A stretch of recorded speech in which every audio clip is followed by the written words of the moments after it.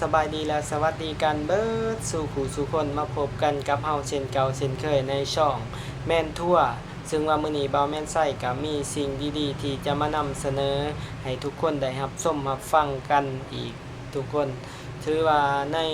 หลายๆคลิปที่ผ่านมาเนาะเบาแม่นไส้ก็เคยนำเสนอหลายๆเรื่องหลายๆอย่างในประเทศไทยบ่ว่าจะเป็นการแนะนำการก่อสร้างหรือว่าการแนะนำสถานที่ท่องเที่ยวต่างๆและก็ต่างจังหวัดหรือว่าอาจจะเป็นต่างจังหวัดและก็กรุงเทพเนาะก็เคยนำเสนอที่ผ่านมาและมื้อนี้ก็ถือว่าเป็นอีกคลิปหนึ่งที่บ่าวแม่นไส้อยากจะนำเสนอเกี่ยวกับต่างจังหวัดในประเทศไทยอีกจังหวัดหนึ่งทุกคนที่ว่าบ่าวแม่นไส้ได้เห็นคลิปนี้ก็รู้สึกแบบว่าโอ้รู้สึกแบบว่าแปลกใจขนาดนั้นนะทุกคนแปลว่ามันเนื้อความขาดหมายเนื้อสิ่งที่บ่าวแม่นไส้คิดไว้เลยนั่นแหละตัวนี้ก็จากที่ว่าบ่าวแม่นไส้ก็เคยคิดเนาะว่าจังหวัดทางภาคใต้ของไทยนี่น่าจะเป็นภูเก็ตที่ว่าอาจจะเจริญที่สุดแล้วก็อาจจะบ่มีจังหวัดใดที่ว่าจะบ่ค่อยได้ยินหั้นนะทุกคนเพราะว่าบ่ค่อยได้ยินออกข่าวปานใดก็เลยบ่ฮู้ว่าจังหวัดนั้นเคยแต่ได้ยินชื่อหรือผ่านๆแต่ว่าก็บ่เคยเข้าไปเบิ่งข้อมูลจักเทื่อบ่คิดว่าจังหวัดในภาคใต้จะเป็นจังหวัดที่ว่าเจริญหลายหั้นนะทุกคนคิดว่าน่าจะบ่ส่ำขอนแก่นพัทยาน่าจะเป็นจังหวัดน้อยๆอยู่ทางภาคใต้น่าจะบ่ส่ำภูเก็ตเนาะแต่ว่าได้ไปเห็นคลิปหนึ่งเนาะก็ถือว่าเนื้อความขาดหมายเลยก็คือจังหวัดสงขลาทุกคนหาดใหญ่เนาะจังหวัดหาดใหญ่นี่เป็นเมืองแม่นบ่ทุกคนเป็นเมืองที่ขึ้นกับจังหวัดสงขลาบ่ก็บ่ฮู้ปานใดข้อมูลตัวนี้เฮาก็เสิร์ชเบิ่งใน YouTube ก็คือว่าขึ้นแต่หาดใหญ่สงขลาเนาะแต่ว่าก็บ่ฮู้ว่าเป็นจังหวัดหาดใหญ่บ่หรือจังหวัดสงขลามื้อนี้ก็เลยมีคลิปหนึ่งที่จะมานำเสนอมาให้ทุกคนเบิ่งไปนำกันถือว่าเป็นคลิปที่บ่าวแม่นไส้ได้เบิ่งผ่านๆแล้วก็รู้สึกว่าโอ้เมืองหาดใหญ่นี่ค่อนข้างว่าเนื้อความขาดหมายเจริญอหลีทุกคนเจริญอหลีแล้วเฮามาเบิ่งนำกันทุกคนว่าหาดใหญ่สิเป็นจังไดสิสู่กับหลายๆจังหวัดสู่กับเมืองใหญ่ๆของประเทศไทยในหลายๆภาคบ่ว่าจะเป็นภาคอีสานภาคใต้ภาคเหนือเนาะว่าสิเป็นจังไดสำหรับหาดใหญ่จังหวัดสงขลานี่เฮามาเบิ่งกันในคลิปนี้ทุกคนเบิ่งกันสิเป็นคือบ่าวแม่นไส้ว่าหรือบ่บ่าวแม่นไส้นี่เนื้อความขาดหมายเลยบ่เคยคิดว่าจังหวัดนี้จะเป็นแบบนี้มาเบิ่งกันทุกคนกับคลิปนี้จากช่องซูซิตี้บ่ซูซิตี้เนาะสามารถเข้าไปกดไลค์กดแชร์เพิ่นเด้อทุกคนเอาเบิ่งกันเลย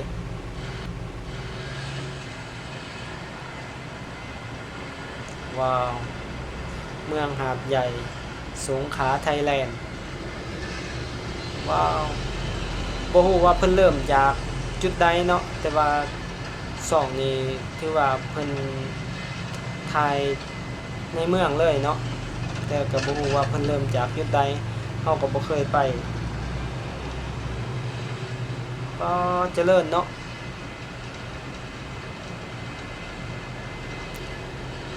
เบิ่งนี่ฟิลแบบพัทยาเลยนี่เบิ่งจากตึกนี่เนาะก็มีแต่ตึกสูง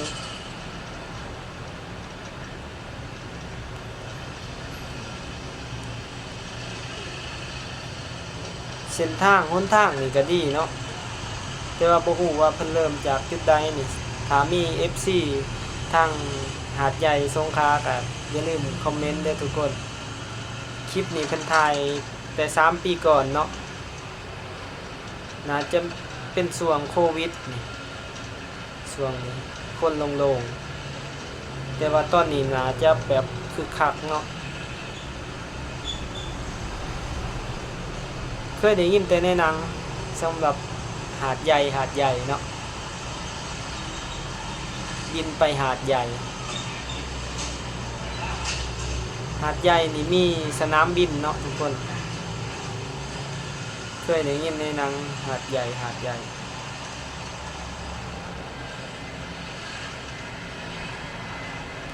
นี่ก็เป็นคลิปที่ว่าเพิ่นพาขี่เลาะชมเมืองเนาะยาว21นาทีก็ต้องขออนุญาตเนาะเอาคลิปนี้มาเผยแพร่โอ้ตึกระดับ40-50ชั้น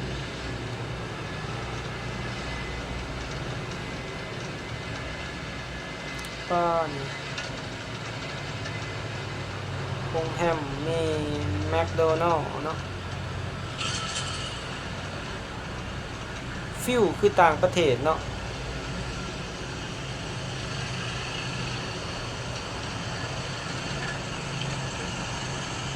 แต่ว่าเมืองค่อนข้างเป็นระเบียบเนาะบ่เห็นสายไฟเลยทุกคน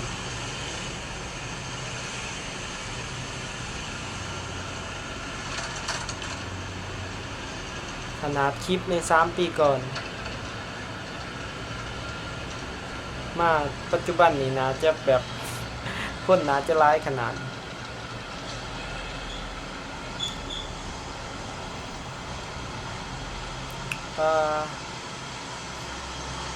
ถนนหนทางสะอาดเนาะ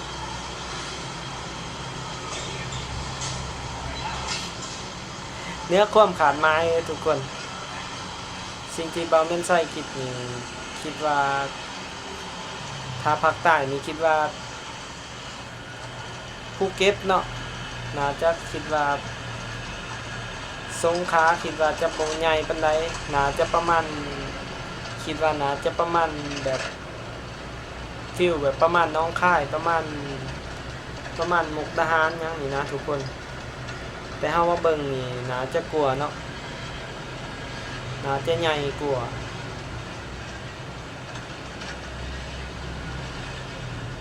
แล้วก็เศรษฐกิจนี่น่าจะดีกว่า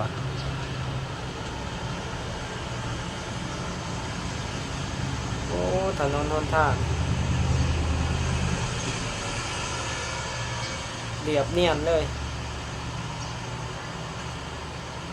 สายไฟก็บ่ค่อยเห็นเนาะบ่ค่อยเห็นสายไฟ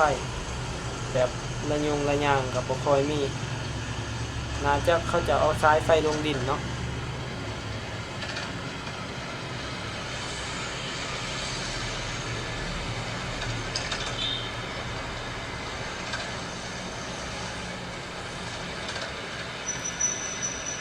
สงขลานี่เป็นจังหวัดภาคใต้เนาะแม่นบ่ทุกคนก็เป็นจังหวัดหนึ่งที่เบาแม่นไส้ก็ยังบ่ทันเคยไปเนาะ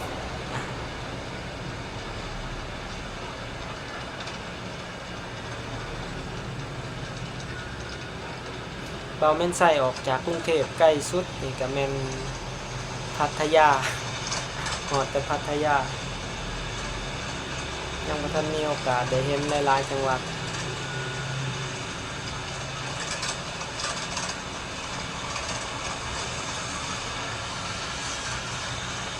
แต่มาเบิ่งหาดใหญ่นี่เจริญเบิ่งถนนหนทางแล้วก็ตึกนี่หลายขนาดคลิปนี่3ปีก่อนเนาะท่านเว้าไปใน3ปีก่อนนี่ไล่ไปนี่มันตึกในช่วงโควิดโอ้อยากเห็นหาดใหญ่ปัจจุบันเนาะน่าจะบ่น้อยหนาพัทยาเนาะหาดใหญ่ว้าว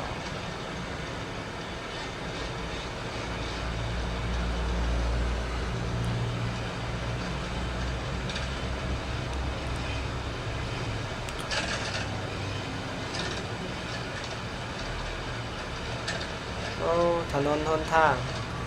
รถเพิ่นแล่นแบบเป็นระเบียบ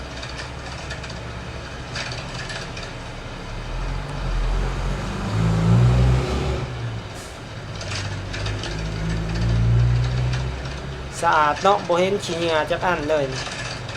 จากที่เฮาเบิ่งในคลิปนี่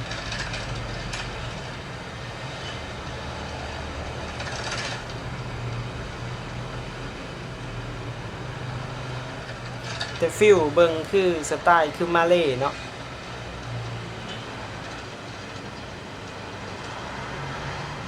เพราะว่ามันมีแต่เป็นแบบตึกการก่อสร้างแบบเป็นปูนเป็นซีมังเบิดมันบ่มีแบบว่าแบบเป็นเฮือนใหม่เฮือนสไตล์ทรงไทยทรงแบบอีสานขนาดทุกคนกับบ่มีฟิลคือเบิ่งคล้าย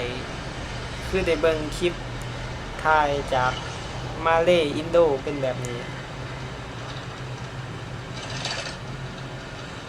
ป้ายโฆษณาแบบติดทางข้างกับบ่ค่อยหลายมีแต่ติดแบบติดฟ้าตึกเลยเนาะมันบ่มีแบบป้ายแบบติดทางเสลียงปานใด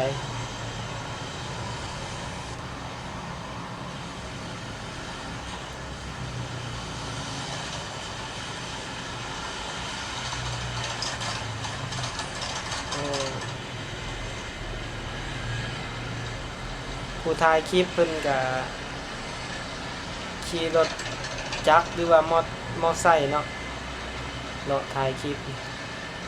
เป็นสไตล์เดียวกับเบาแมนไซเลยถ่ายคลิปป้าบอลนี่ก็เป็นซิตี้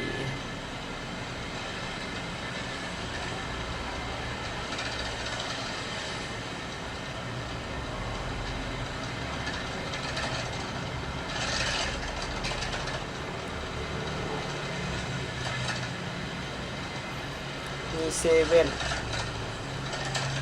มี MK มีแมคโดนัลด์เนาะจากที่เราเห็น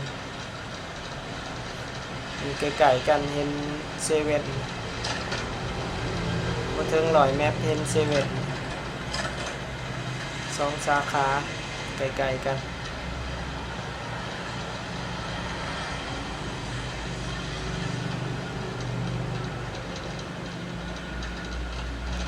โอ้ขวามือเป็นวัดจีนนี่เป็นวัดแบบสไตล์วัดจีน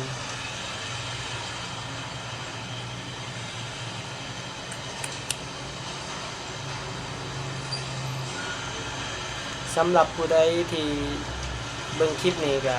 อย่าลืมนะทุกคนคอมเมนต์หาดใหญ่กับขอนแก่นนี่ตัวใดใหญ่กว่ากันทุกคนจังหวัดใดใหญ่กว่ากันแต่เบิ่งจากนี่ตึกหลายเนาะหาดใหญ่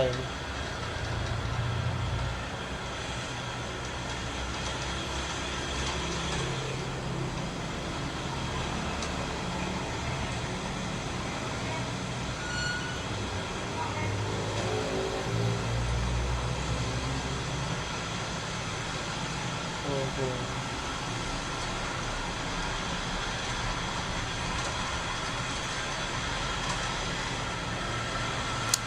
ถ้าได้ไปไทยนี่ต้องได้ไปเบิ่งนะปัจจุบันนี่นะจะแบบคึกคักเนาะ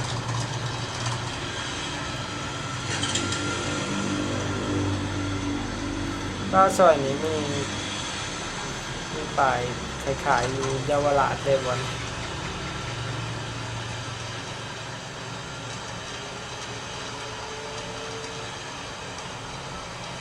แต่ว่าบ่ค่อยเห็นคนย่างแคมทางเนาะ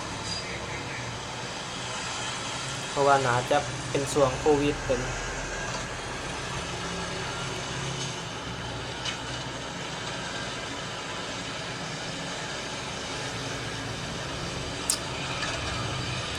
ที่ว่ายาวได้เนาะในตัวเมืองนี่เบิ่งเราขี่รถมานี่ก็หลายนาทีแล้วยังบ่ทันออกจากตัวเมือง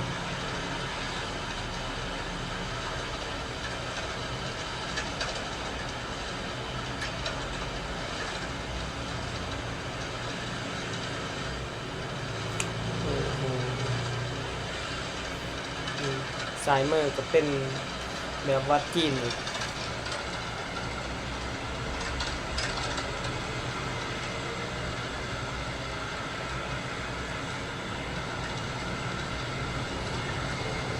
ตึกอยู่ขวามือเฮานี่ก็น่าจะเป็นหางเนาะ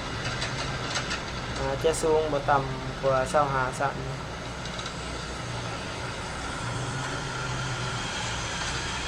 ก็เจริญเนาะหาดใหญ่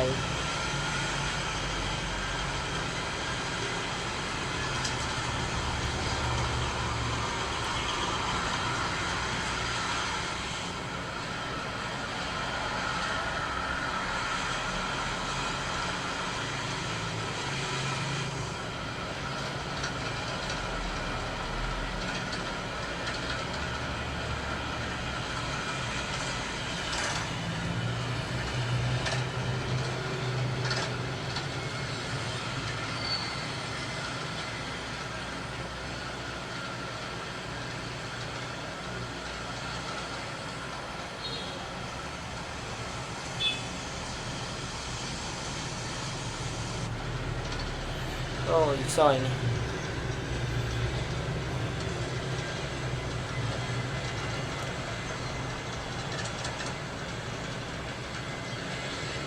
บอนนี่ก็ตึกสูงอีก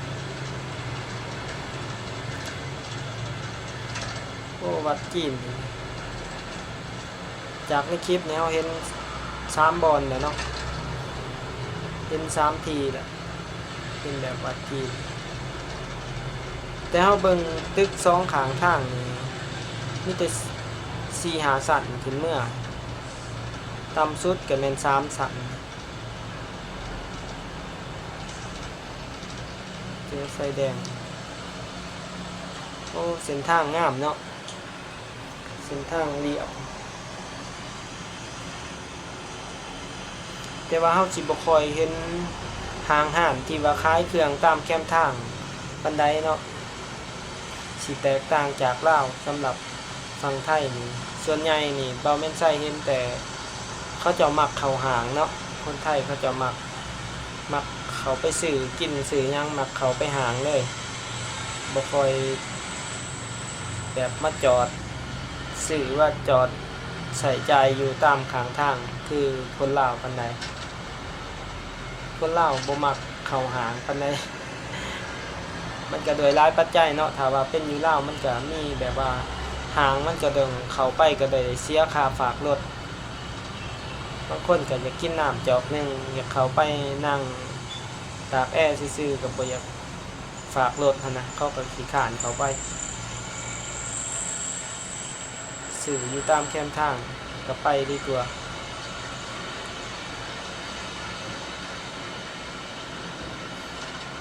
โอเคนี่เพื่อนมีซีซันเนี่ย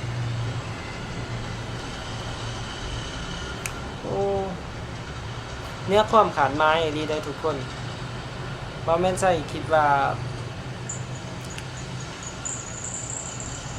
สงขลาน่าจะบ่ใหญ่ปานใดนะคิดว่าหาดใหญ่น่าจะประมาณฟิวน่าจะบ่เกินอุดรดอกนะแล้วเบิ่งนี่ใหญ่กว่าเนาะใหญ่กว่าอุดรนี่เด้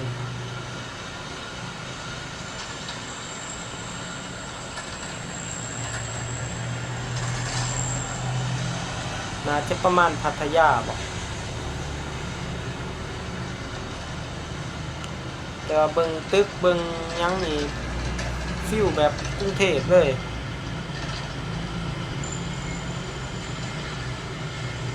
แถวนี้ในเขตนี่คืออยู่กรุงเทพเลยนะ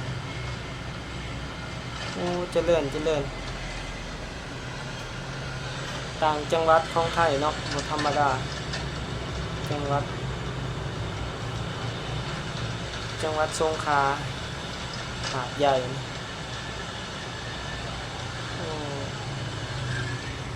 บอนนี้นะจะเป็นแบบจุดเซ็นเตอร์เนาะบอนมีป้ายโฆษณามี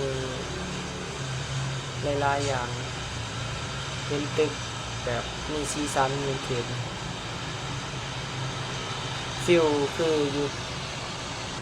เขตเลยแทน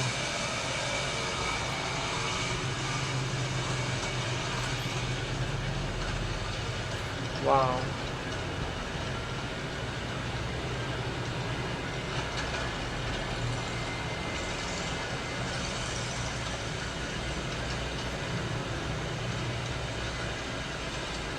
ป้าบอนนี่เพื่อนสีสันฟิลเบิงคืออหยังก็คือต่างประเทศเลยบอนนี่คือฟิลิปปินส์คือ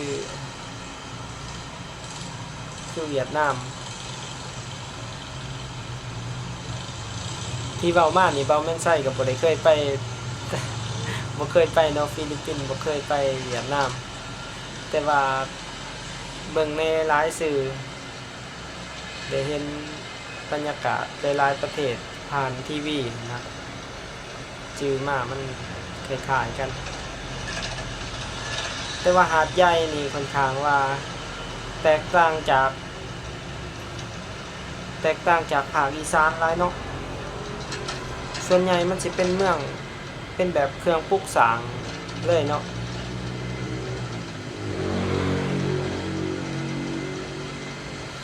ก็มีแต่เฮือนก่อแบบเฮือนอันนี้เลยเป็นเฮือนตึกเลยบ่ค่อยเห็นเป็นแบบเฮือนใหม่เฮือนเก่าบ่มีเลยถนนหนทางนี่ดีตลอดซ้ายเลยจากที่เราเห็นในคลิป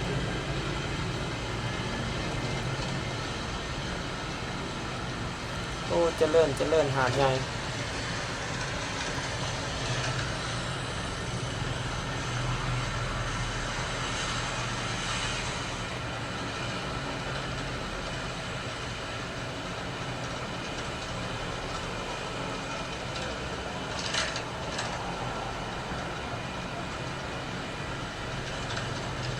เอ้าเขตนี่คือป้ายรถชี้นี่วะ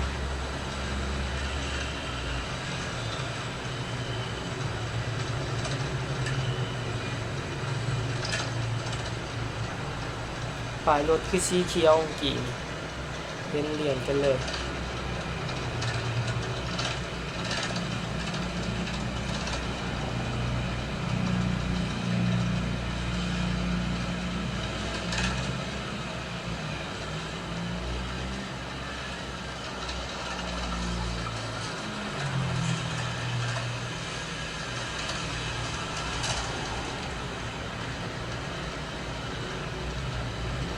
โอ้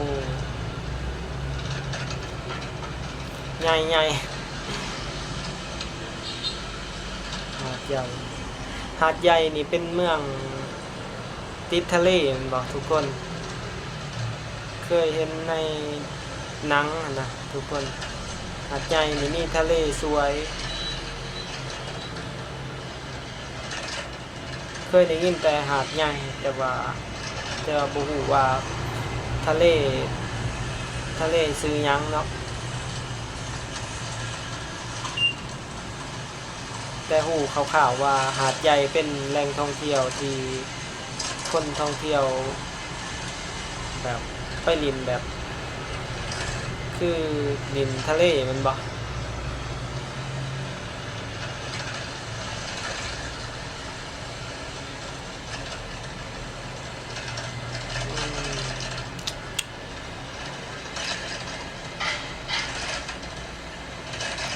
คลิปต่อไปเนาะสิลองเสิร์ชหาโตเขาเจ้าเลาะตลาดเบิงเมืองเบิงหลายๆมุมในหาดใหญ่เบิงเนาะแต่ว่าในคลิปนี้เขาเจ้านำเสนอการขี่รถชมเมืองเนาะเบาแม่นไส้ก็ได้เห็นเบิงทำอิฐกับเบิงขาวๆนี่มาเบิง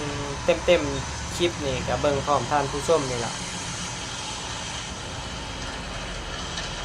โอ้ขนาดนาทีเนาะเราพาขี่ส้มนี่ยังบ่สุดเมืองนี่ก็สิเบิดคลิปแต่ต่อไปยังเห็นตึกสูงทางหน้า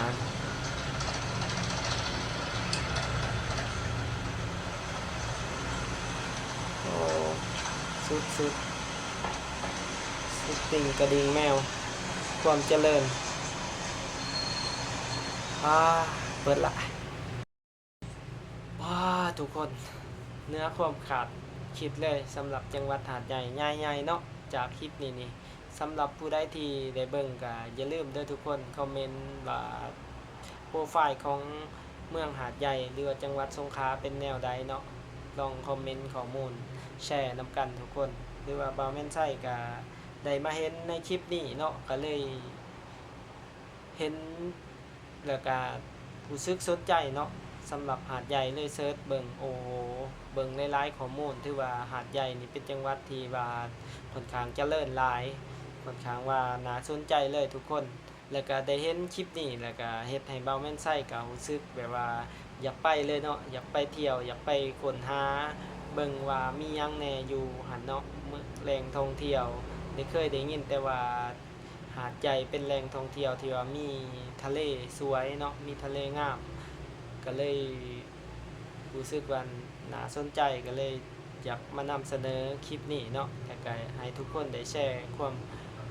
คิดคำเห็นเนาะสำหรับผู้ใดมีประสบการณ์เคยไปหาดใหญ่หรือว่าเป็นคนหาดใหญ่เนาะก็อย่าลืมคอมเมนต์มาในนี้ทุกคนถ้าผู้ใดมักในคลิปนี้เนาะก็อย่าลืมกดไลค์กดแชร์เด้อทุกคนและสำหรับคลิปนี้ก็สิมีอยู่ประมาณนี้เด้อถ้าผู้ใดอยากสนับสนุนกันก็อย่าลืมกดไลค์กดแชร์กด Subscribe เนาะเพื่อเป็นกำลังใจให้กันและตอนนี้บ่าวแม่นไส้ก็ต้องกล่าวคำว่าขอบใจและก็ขอบคุณสบายดี